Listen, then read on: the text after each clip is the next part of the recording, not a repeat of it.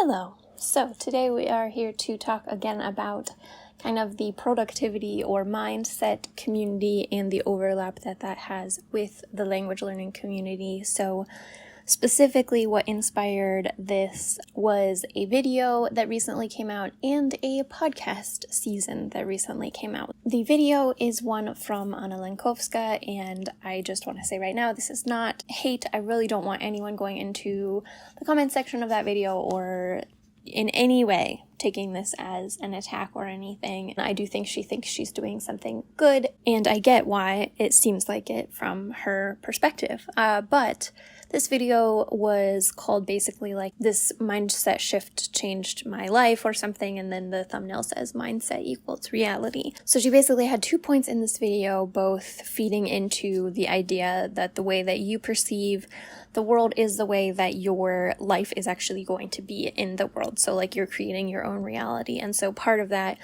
which I do actually agree with, and we will come back to in later, is that the way that you perceive yourself at times dictates the way that you act. And so if you choose to perceive yourself differently, sometimes you can act differently. Not always, obviously, but at times you can have limiting beliefs. I don't like that phrase because it's been misused, but you can put limits on yourself that weren't necessary. Sometimes they are, but sometimes they're not. So that part I actually, in general, agree with and think can be helpful. But the other point she was making, and this is a direct quote, I think, your perception kind of controls most of the time what happens to you. I would believe all of the time, but that's a big statement. So for now, we'll go with most of the time. So literally, perception is creation of your world. And this is very, very common in kind of the self-help mindset community. I think this is a Tony Robbins thing. This is a very widespread thing. So this is not just her. So I had watched it, just kind of disagreed, but didn't really think anything of it. And then what made me think of it again was listening to season 3 of the podcast, The Dream.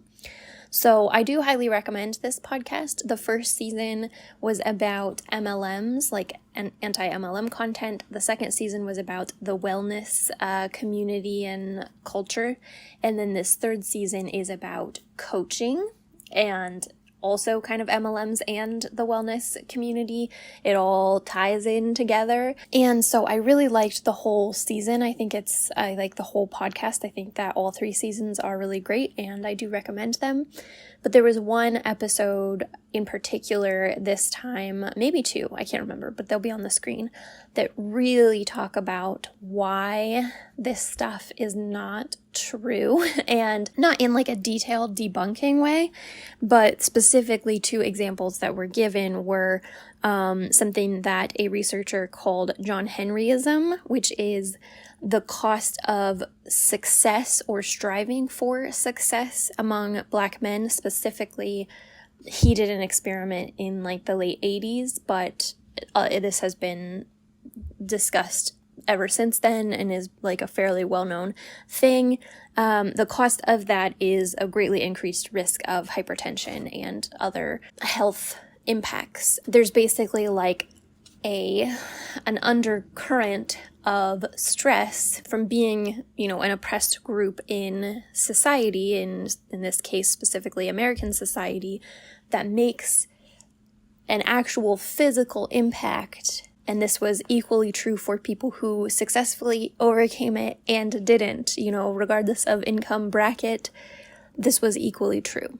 Additionally, this becomes ridiculously obvious when you really take it to the extremes of society, like, with everything happening, obviously there's always horrible things happening, but right now in the news, there's so much going on, and it just feels so out of touch to say anything like this right now, especially, but anytime, I'm sure that there are extremists who do say things like this. I really don't think that, Anna would be one of them, but the idea that people would know and understand the reality that there are people in the Congo and Sudan and Palestine, experiencing mass murder and genocide and just horrific living conditions and think that human beings can control their reality with their mindset, you know?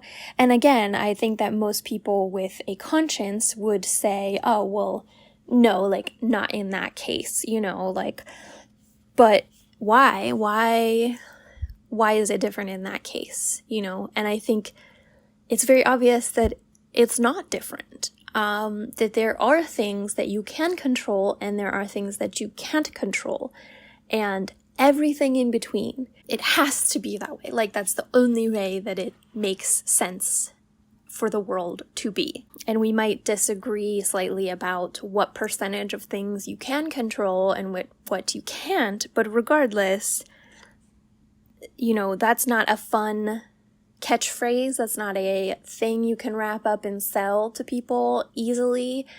If you have to say, well, think about your life and your circumstances, your demographics, and understand what external forces are impacting you, and then consider what you do have control over and what you don't, and what kind of systematic changes might need to be made in order to give you control over that, and then fight for those systematic changes while also trying to improve your mindset. And, you know, like, that's a much more impactful thing to do for society, but it's also a lot harder, and so that's why they're not doing it. Like, most things, honestly, I think even in, you know, the privileged world that I'm living in, most things do require a structural change, you know, like even things that can also be improved by a mindset shift still probably require structural change. Like, you know, I can choose to be grateful that I only have to work 40 hours a week and have weekends off and that my paycheck pays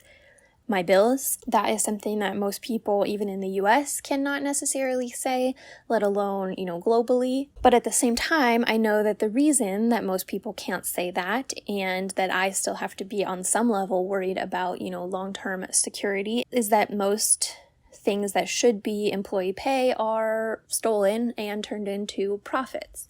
So, you know, both of those things can be true. I can work to improve my mindset and to be happier in my day-to-day life, while also knowing that that is true and working to try to change that reality. But changing that reality will not be through changing my mindset. And I won't even get into the more extreme things. I'm not going to insult and degrade the people of the world who are oppressed by even acknowledging the idea that they might have created that with their mindset. They very obviously didn't, and we're not going to argue that point. So, you know, bringing this back to languages, it might not initially seem like this fully relates other than kind of a niche overlap between language learning and, you know, mindset productivity type content. But it also does directly relate, I think.